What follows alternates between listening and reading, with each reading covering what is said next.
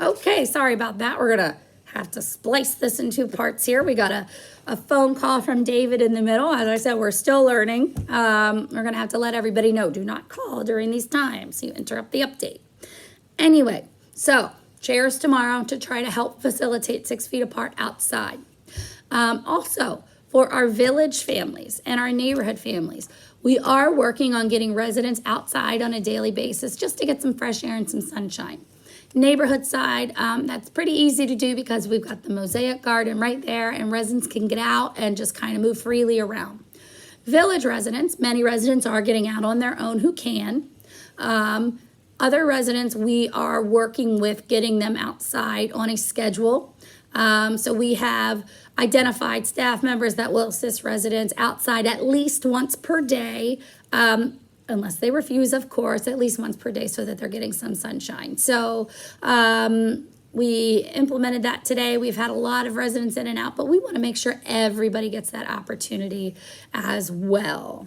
Okay, let me just check my notes here. Cece wanted me to update everyone that she is working on getting coloring kits together, but they are still en route. So as soon as those are available, she will let you know. Okay.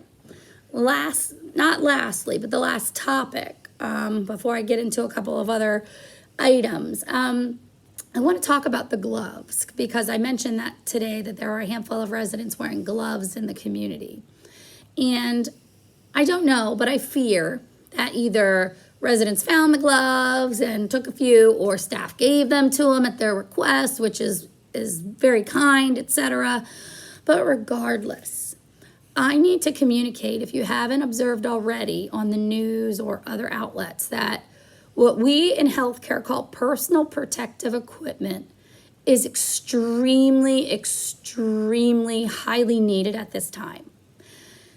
There are certain things. So today you saw us in the surgical masks, which seemed to go well. A lot of residents, I think, actually liked seeing that the staff coming in and out were wearing the masks. But masks, gloves, face shields, okay, gowns, booties, okay, all of those types of things we call personal protective equipment, okay? In the world of healthcare, in the world today, unfortunately, with this epidemic, there is a massive shortage of these critical supplies. So we need to make sure that I account for every glove and every mask and every gown and every booty in this community, okay? So if you ask a staff member for a mask or you ask a staff member for a pair of gloves, we are not going to be able to provide them for you, okay? The only way we would provide a resident a mask is in the event we think that resident is showing symptoms, okay? And we need to protect the community, okay? So we are sorry that we cannot give you masks, okay? We are sorry that we cannot give you gloves, but we have got to maintain that inventory for our routine work where we need to have the staff protected, or the potential for more situations where personal protective equipment is needed, i.e. we have residents in the community that are infected by COVID-19. There's a horrible story I read out of Italy, and some of you may have read this, where a specific physician unfortunately lost his life because they didn't have access to gloves. So this physician was providing life-saving care to individuals in the absence of that PPE and specifically gloves. And unfortunately, he was infected with COVID-19 and he died. Okay, so we really have to maintain the supply so that we can make sure that they're being used in more critical situations. Part of that problem is the manufacturing of these items are largely in China.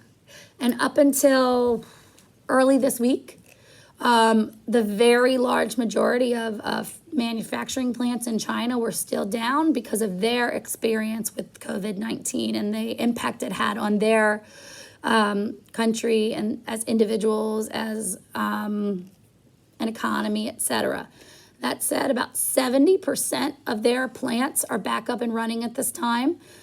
However, that doesn't put them at 100%, and they're still way behind the 8 ball in terms of providing the amount of equipment needed in the world right now, simply just based on COVID-19, not even the general supply of items for unrelated things. So they'd say 2 or 3 months before they're back up to 100%, okay? So that is why you might feel like we are being stingy with gloves and masks, and we are. You're right. You've caught us. But we have to do our part to maintain that supply because everything is on back order. Everything, every item I mentioned, even things that aren't PPE, like hand sanitizer. That's why we're making sure we monitor that and account for it, okay? We've got a great company with Life Care Services and our care purchasing team who are helping to make sure that we have a minimum amount at least of everything we need to keep our community safe and healthy in the event of an outbreak. But we have to do our part by managing that supply. Hand sanitizer, disinfectants, wipes, etc. Everything right now. It's no different than toilet paper. And if you've tried to find toilet paper lately, you get it. But unfortunately, this PPE saves lives. So we really want to make sure that we're managing that. And so I know you'll understand, and I wanted to take the time to explain to you why the answer is no, because we don't like to say no. We like to say the answer is yes. What is the question, right? But in this case, we can't do that. So I wanted to explain and make sure everybody understood why that's our position. We're even asking staff, because normally these bad boys are single use, right? So if I were to go into a patient's room using this, I'd take it off when I left and it would go in the trash, okay? Because of the shortage, CDC has lifted the use requirements on these and allow for rewear. So I will be wearing this mask as long as I can wear this mask, unless it becomes wet or soiled. This will be the Angie mask, unless Cece makes me a fancy mask like she's got. But we'll talk about that in a second. Okay. So that's the situation. Okay. Speaking of masks, and we have so many creative, amazing people out there in our community, including Cece, who made a prototype. And I've seen it on Facebook. A lot of nurses, friends, and families, et cetera, are doing this, where they're actually making surgical masks out of cloth, out of fabric, out of wool.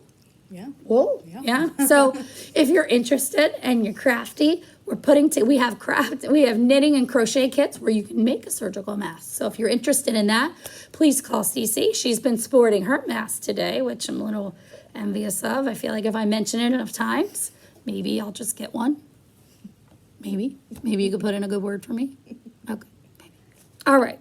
So anyway, if you're interested, please ask. And if you are interested in just making them and giving them out, we'd love to be able to give them to the staff. We're going to be doing this a while, so it certainly would be nice to have a little fun with it. I mean, that's all we can do, right? Okay, so that is my PPE conversation. So I just really wanted to take the time to explain it. Okay, finally, I forgot something very important yesterday. I forgot that I didn't forget, because during the day I was all about it, and then I got on and I didn't, which is terrible. But we did celebrate 2 birthdays yesterday. We celebrated the 82nd birthday of Tom Fraley, this handsome fellow right here, one of our neighborhood residents who turned 82. And we enjoyed cake together and sang happy birthday, and he had a fantastic time. And lastly, I don't have a picture on me, but the magnificent Janet Fears had an 85th birthday yesterday. And of course, was like, let's get together and sing, guys. And then I'm in here doing my update, and I'm like, what? They're singing now. So I didn't get to sing happy birthday to Janet.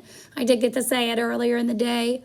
I know this voice is beautiful, and she would have loved for me to serenade her with a happy birthday, so we missed that. So we'll have to do that on 86, Janet. But happy birthday to Tom and Janet. I know it is crummy that we are here in the community kind of on lockdown, but hey, there are worse places to be, right? Okay, so I think that is it for tonight. I still have residents and family members shooting me email addresses. I'm up to like 160 or some people on our distribution list, which is wonderful. I hate that it was a pandemic needed to create a longer distribution list, but hey, so if you have family members you want to add so you don't have to forward them, just shoot me an email, stop me in the community, leave a note with one of the receptionists, and we are happy to do that. On one last note, I would say a hugely famous, wonderful man who probably sang the soundtrack to a lot of people's lives, unfortunately, passed away today. Kenny Rogers. Kenny Rogers passed away today, and it's very, very sad, unfortunately, because I don't know who Tom is, but Tom's fine. Kenny, unfortunately, passed away. So, in tribute to an amazing American musician and someone who I know every one of us have a favorite song, CC is going to play some Kenny Rogers while we sign off today, and have a wonderful night, and we will plan on seeing you tomorrow. All right. Bye.